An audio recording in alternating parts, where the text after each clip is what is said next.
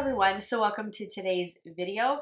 This one is going to be a little bit different. I was not planning on filming, but I had to turn the camera on and really just share with you my thoughts and first impressions after applying a product. And I'm going to sort of do clips of the application maybe tomorrow because obviously I have my face done for the day.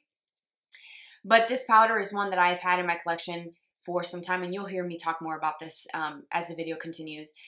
I had this powder in my collection and I decided today was the day that I was going to open this powder up and use it because it's bulky. It's caught my attention recently. Every time I open my drawer, it's there and I'm like, I need to use you. I got to use you. I'm going to do it tomorrow. Tomorrow comes by, nope, I'll do it another day. And I just keep pushing it back, and I've had this powder for months, many, many months, even though it is listed under new at Sephora right now. It's been something that was on the brand's website last summer when I purchased it, and I'm pretty sure it was maybe June, July that I ordered this product. I'll have to go back and look at my invoice and my emails.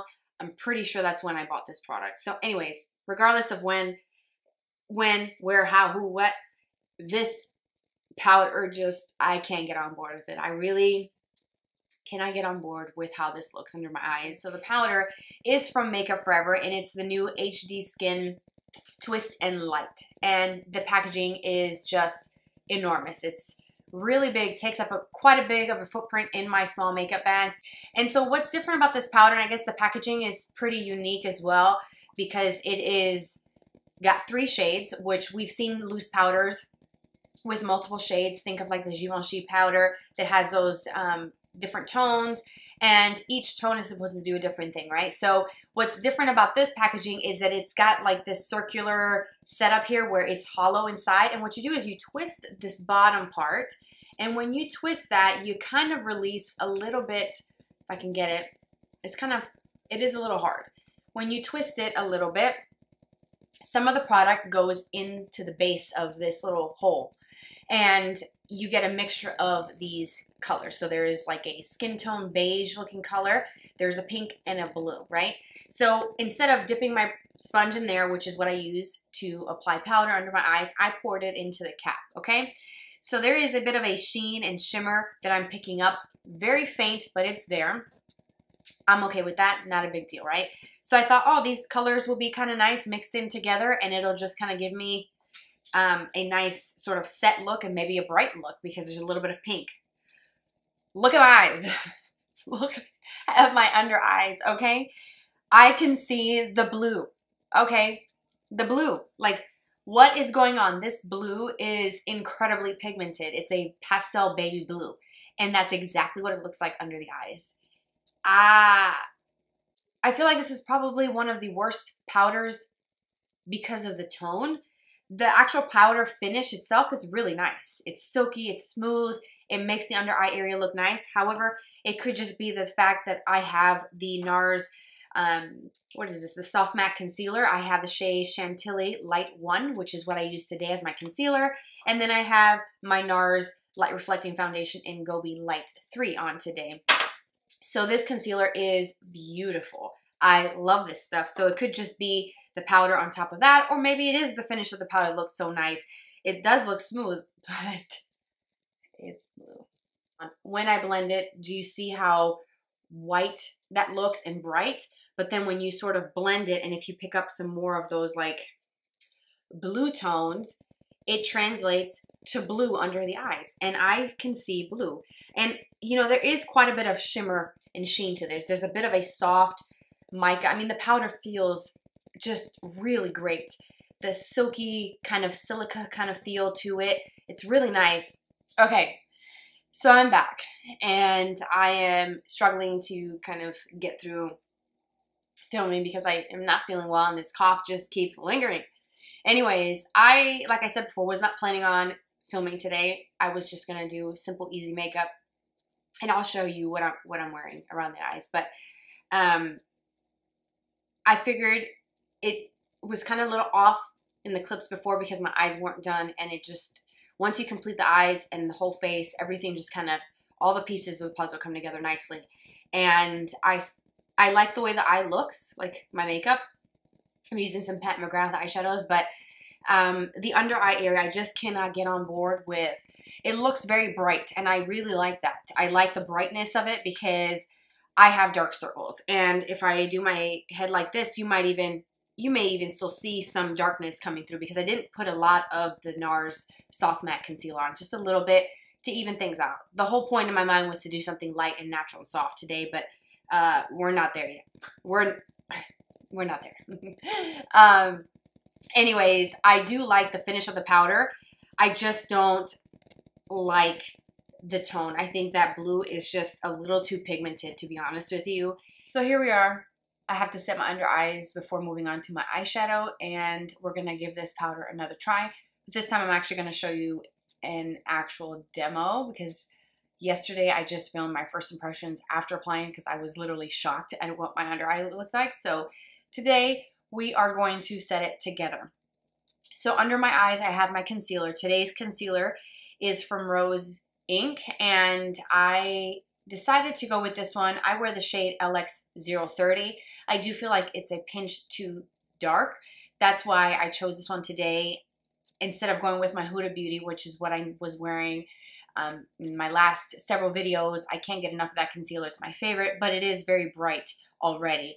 So that with this, it would just be a no, a complete no. So I went with a concealer that was a little bit darker than what I prefer, and I did blend that in with my damp beauty sponge as I always do, so I'm not changing that part. However, what I'm going to change is how I set it. So normally with my setting powders, whether it's loose or pressed, I always use a damp sponge to apply the powder over my concealer. Today we're going to do things a little bit different.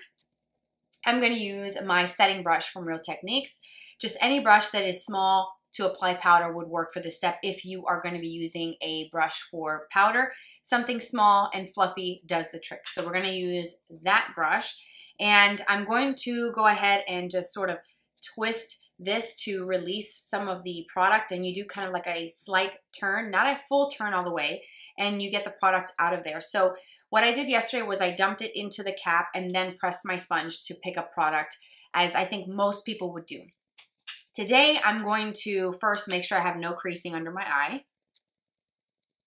I'm going to take the brush and go into the center of this product and swirl my brush and make sure that I really kind of smush that in there. And I'm gonna, lots of powder. And I'm gonna tap off the excess, and I'm going to make sure that I don't have too much of one, because if I look at the bottom, I don't know if I'm gonna be able to show you that, but do you see how much blue powder comes out? And it's, like I said before, very pigmented. Actually, it settled down towards the bottom. So maybe there you could see how much blue powder comes off. And it does have quite a bit of a tint to it. So that's why I'm kind of swirling and tapping and really kind of patting off, because my under eye was blue yesterday. So we're going to go ahead and take this powder and just lightly press and set in the same motion as I do with any other powder. Nothing special here except changing the tool that I use to apply it versus my sponge, which is my normal kind of go-to. And I'm also going to apply it where I normally apply all of my powders. So under the eye, all the way up, and then this triangular motion here. And sometimes whatever's left, I could kind of go and smooth out the edge of my blush if I got it too close. So just by doing that, I can see a huge difference from this eye and this eye. This looks brighter. And like I said before, I may have already played those clips for you, but the finish is beautiful. It's very soft, very ethereal. It's set, but it's not overly glowy. There is a sheen to this because of the more translucent color that's would be closest to a skin tone in this sort of setup here with these three shades. That has a bit of a luminous finish to it, and it is really pretty. And I think it makes the under eye area look very airbrushed and flawless, smooth, and just completely diffused. So I do like a lot of the aspects and qualities of this powder. It's just the blue, I feel like it's just a little too tinted for my preference, and it just doesn't look the best. So here's what it looks like. This is the eye that we set, and this is the eye that's not. There is a difference. Maybe the camera might not capture it because these lights are so bright here, these softbox lights, but when I'm looking in the mirror, this just looks a little bit more perfected, a little bit brighter. I'm going to go back with what's left. I'm going to show you again. That's what I have here at the bottom of this little hole. And I'm going to just swirl my brush and really kind of smush it in and tap. It's a mess. So warning, it flies everywhere. So that could be a downfall for some people. Tapping it off and then doing the same motion. You may even be able to see all of that blue powder maybe. That's what my brush looks like before applying it. You see all the blue? It's just, it's a lot. So I'm just gonna kind of press and pat.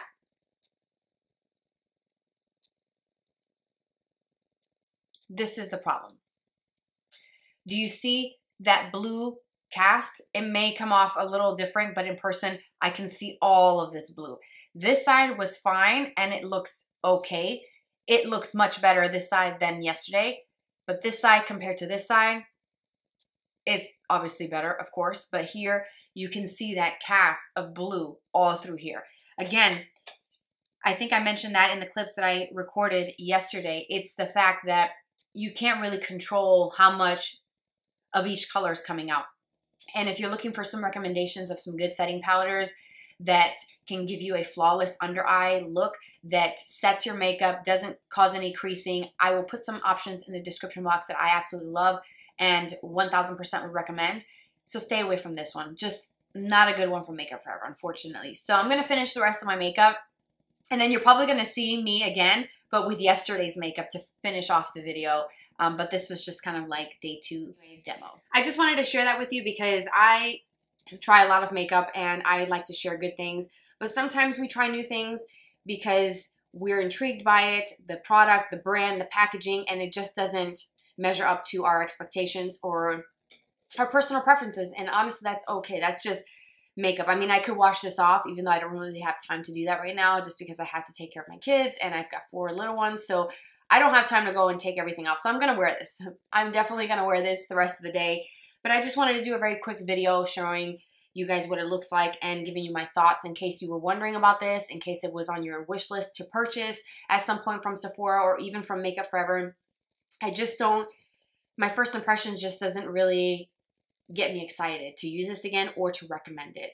And I just feel like, I don't know. I don't know if you have any suggestions of what I could do to make this work. If you have powders that have different pastel colors like this, how do you make it work to where it looks natural and flattering and bright and not blue? Because that's where I'm at. I have like pastel blue under eyes. Anyway, so I appreciate you so much for tuning into this video. If you liked it, subscribe for more videos like this in the future. And you can also follow me on Instagram. It always pops up on the screen on the left or right side of my head. We can be friends there and chat. I love hearing from you guys. And I will see you hopefully next week in a new video. Take care. Bye-bye.